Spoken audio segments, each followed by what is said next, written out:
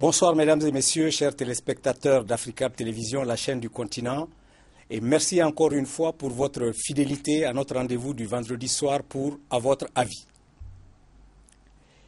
Ils sont donc allés à Washington et ont respectueusement subi la condescendance. Ils ont applaudi même quand quelques gifles morales leur étaient assénées. Puis ils sont rentrés à la maison avec la conscience apaisée du devoir accompli. Fermer les bancs, circuler, il n'y a rien à voir. Peut-être bien, mais nous voulons quand même savoir, parce que c'est en notre nom qu'ils y sont allés, euphoriques et en rang dispersé, sans stratégie concertée ni vision commune, comme à leurs bonnes vieilles habitudes, et cette fois-ci, sans esprit de solidarité envers leurs homologues ostracisés par le maître de séance. Mais il est vrai aussi qu'avant Washington, on a connu d'autres rencontres fêtières du même genre à Paris, Bruxelles, Pékin ou ailleurs. Et qu'en a-t-il résulté pour les peuples africains? Et j'entends concrètement par peuple africain les jeunes, les femmes, les agriculteurs et les éleveurs, les universités, les artisans, les opérateurs économiques, les chômeurs, les réfugiés, les victimes d'inondations hélas récurrentes, les enfants de la rue et les éternels rackettés de la route, les affamés et ceux qui n'ont toujours pas accès à l'eau potable, les déshérités sociaux et les éclopés économiques de tout genre et pour lesquels aucune de nos gouvernances ne semble avoir de solution idoine. C'est à cette question essentielle à nos yeux que, à votre avis, va tenter d'apporter une réponse avec les éclairages de nos invités que j'ai le plaisir maintenant de vous présenter. Excellence, Cheikh Oumar Diarra, vous avez été ambassadeur du Mali aux États-Unis et vous êtes un ancien ministre du gouvernement malien. Et M. Moussa Diarra, j'ai le bonheur d'avoir deux Diarra sur le plateau ce soir. Après avoir eu deux Ndiaye l'autre semaine, vous êtes président directeur général de Recoma, représentation commerciale du Mali, et vous êtes ancien député malien. Merci messieurs d'avoir accepté notre invitation. Nous n'aurons pas le téléphone à la fin de l'émission comme d'habitude, mais par contre nous aurons deux duplex en cours d'émission sur lesquels je vous demanderai de réagir.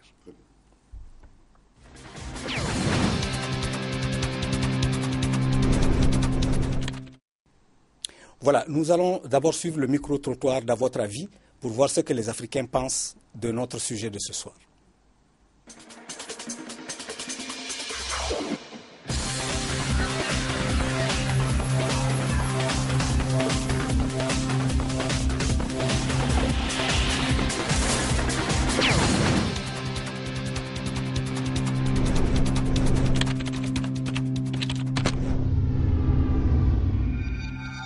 Dès son accession à la magistrature suprême, Barack Obama avait même dit que je ne suis pas venu comme le président qui va être une panacée aux problèmes des Africains.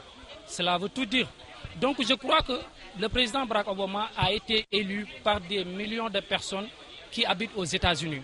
Alors que le Sénégal, comme aux États-Unis, la demande sociale est pressante aujourd'hui aux États-Unis. Il y a des personnes qui dorment à la belle étoile, comme au Sénégal. Donc je crois qu'il y a des urgences qui s'imposent au président Barack Obama, des urgences auxquelles il doit satisfaire pour être à la hauteur des attentes des populations américaines. Mais je crois qu'aujourd'hui, Barack Obama ne se positionne pas comme l'homme idéal pour pouvoir satisfaire aux besoins des Africains. Vous savez que les défis auxquels l'Afrique est confrontée, ça c'est la famine, les guerres. Je pense qu'à travers les stratégies des pays développés, on pourrait aussi nous perfectionner dans ces domaines. Pour l'Afrique, je crois que ce qui est important, ce n'est pas tant ces volets-là, certes l'énergie, c'est important, mais surtout l'agriculture. Les États-Unis sont un pays agricole, un pays qui développe beaucoup d'agriculture. Donc si on peut avoir la technologie américaine, notamment, le financement de ce type-là, d'entreprises agricoles américaines sur le continent, il y a des chances que dans 20 ans, 30 ans, on soit assez autonome pour être pris en charge nous-mêmes. En tout cas, l'Amérique sait qu'elle gagne quelque chose et il appartient aux Africains eux-mêmes d'identifier correctement les enjeux de leur collaboration et de bien comprendre ce que c'est qu'une négociation pour en tirer le meilleur parti pour le continent. Je crois que la récente rencontre entre Barack Obama et les chefs d'État africains, et plus particulièrement le président Macky Sall, démontre à aisance que la perspective américaine est une excellente perspective pour l'Afrique. Et il n'a cessé de le démontrer. Et donc, je suis tout à fait en phase avec cette ligne. Et je crois, dur comme fer, que l'Amérique, et plus particulièrement Barack Obama, est motivé effectivement à faire bouger les lignes en Afrique, à soutenir le développement africain. Il est évident, au regard des chiffres que nous entendons, c'est qu'il semble qu'aujourd'hui, les rapports des États-Unis en termes économiques, des échanges des États-Unis avec l'Afrique tournent autour de 1%. Ce qui veut dire que c'est véritablement dérisoire. Mais c'est qu'à côté de ce 1%, il y a d'autres pays, d'autres puissances économiques émergentes, notamment la Chine, l'Inde, et bien d'autres pays qui sont en train d'intensifier leurs relations économiques avec l'Afrique, puisque aujourd'hui l'Afrique apparaît comme un des pôles mondiaux où on observe une croissance significative. Obama n'est pas le président africain. Obama est le président américain. Il est là pour le développement des États-Unis et non de l'Afrique. L'Afrique n'y gagne rien. Pour que l'Afrique puisse gagner, ils doivent coopérer avec les États asiatiques.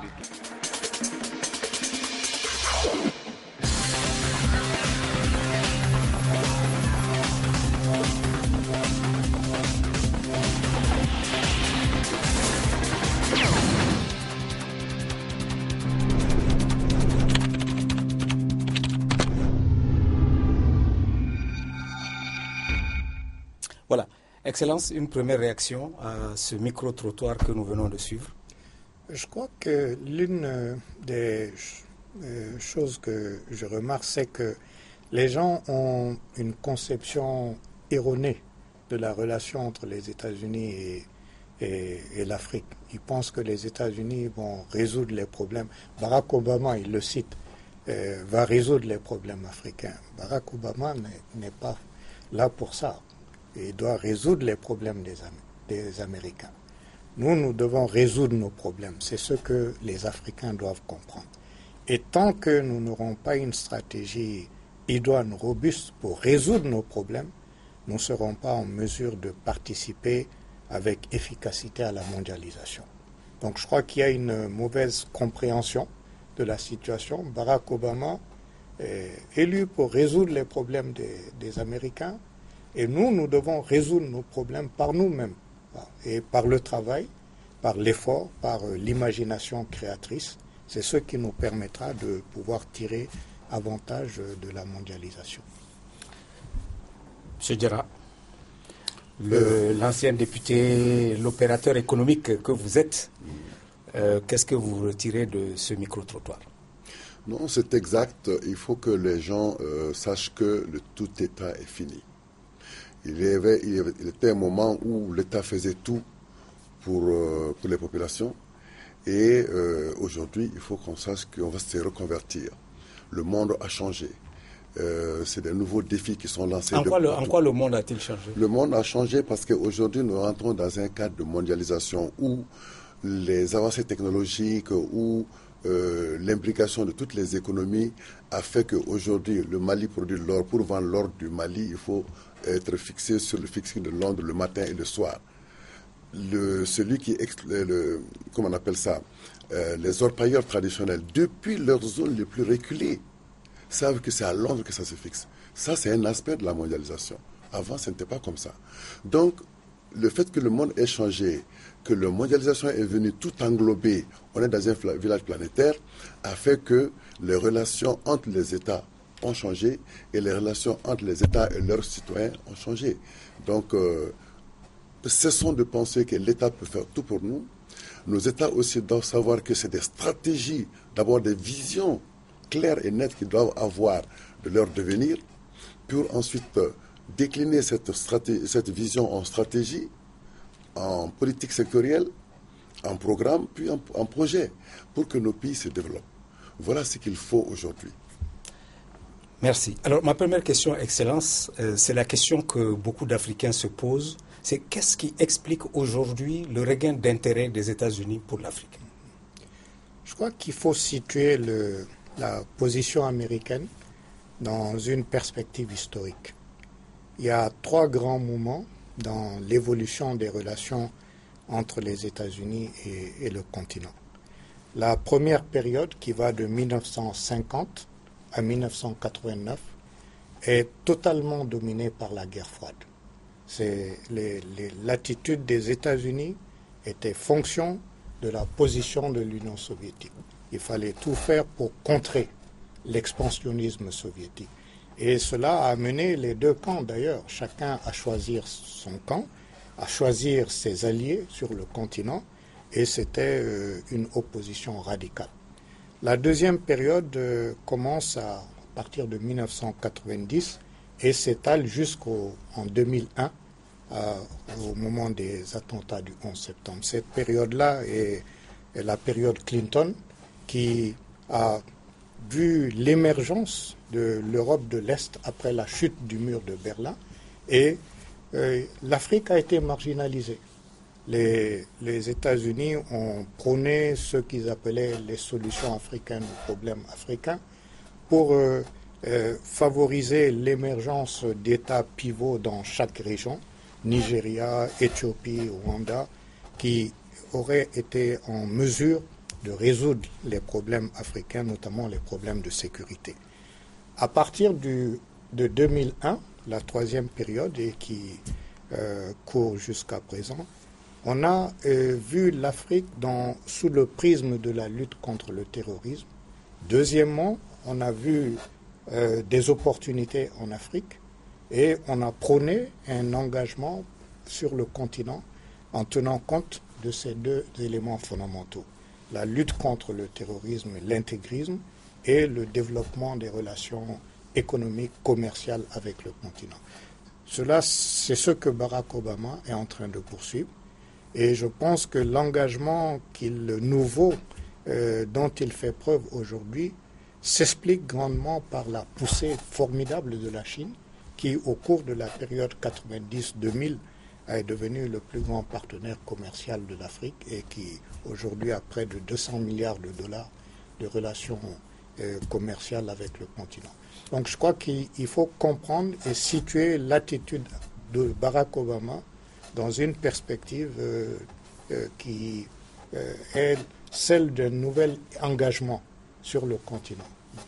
Alors, Monsieur Diarra, vous qui êtes opérateur économique, justement, je me tourne vers vous. Est-ce que, d'après ce que vient de dire Excellence, est-ce que ça signifie que l'Afrique est et va être de plus en plus le champ clos de rivalités économiques entre les BRICS d'un côté et le système de Bretton Woods, disons, de l'autre? Est-ce que, en tant qu'entrepreneur, vous percevez le problème de cette manière? Non, ce n'est pas ça du tout. Tout tient en les stratégies. Effectivement, pour les États-Unis, dont on parle aujourd'hui, il y a une stratégie globale d'investissement à l'étranger. L'investissement dans le reste du monde a des ratios connus.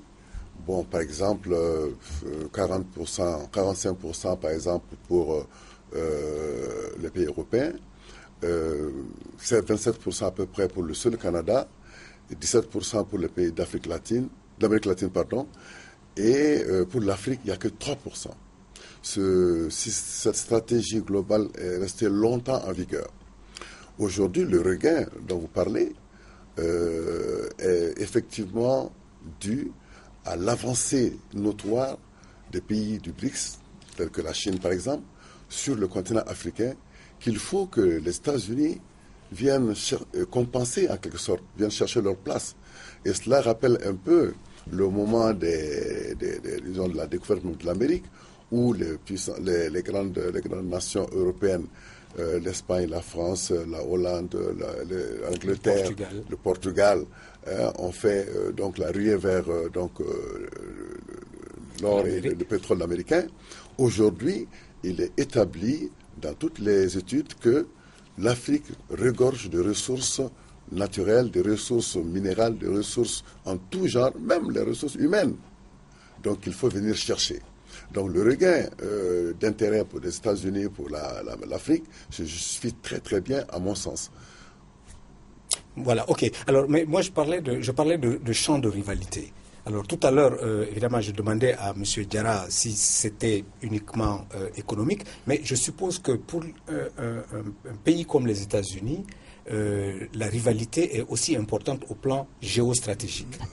Alors, je voudrais que nous restions un peu sur ce terrain-là. Quel est l'intérêt géostratégique de l'Afrique pour les Américains? En particulier, quel est l'intérêt d'une zone comme la zone sahélienne et éventuellement soudanaise de l'autre côté vers la mer Rouge? Je crois qu'il faut regarder la structure des relations entre les États-Unis et l'Afrique. L'Afrique fournit à peu près 25% du pétrole américain aujourd'hui. Et ça, c'est fondamental dans la mesure où la sécurité des approvisionnements du continent américain figure au rang des priorités de la sécurité nationale. À partir de là, il faut voir comment les États-Unis ont créé des programmes pour militairement faire face aux situations en Afrique. D'abord, on a créé l'AFRICOM en 2008 qui vise à permettre l'accès des États-Unis aux ressources africaines, à sécuriser les transports des ressources vers les États-Unis et plus globalement à lutter contre le terrorisme, etc. Donc, il y a différents programmes. Il y a le programme de partenariat transsaharien contre le terrorisme, le programme des pays d'Europe, d'Afrique orientale contre le terrorisme. Il y a un programme pour lutter contre l'insécurité dans le golfe de Guinée. Tous ces éléments montrent l'importance stratégique du continent. La zone sahélo-saharienne est une zone, tout le monde le sait, qui regorge de ressources importantes, naturelles importantes. Et c'est une zone qui est fragile en même temps, dans la mesure où les groupes terroristes, les groupes djihadistes, les narcotrafiquants pilulent et fragilisent les États. Donc l'engagement américain pendant un grand moment a été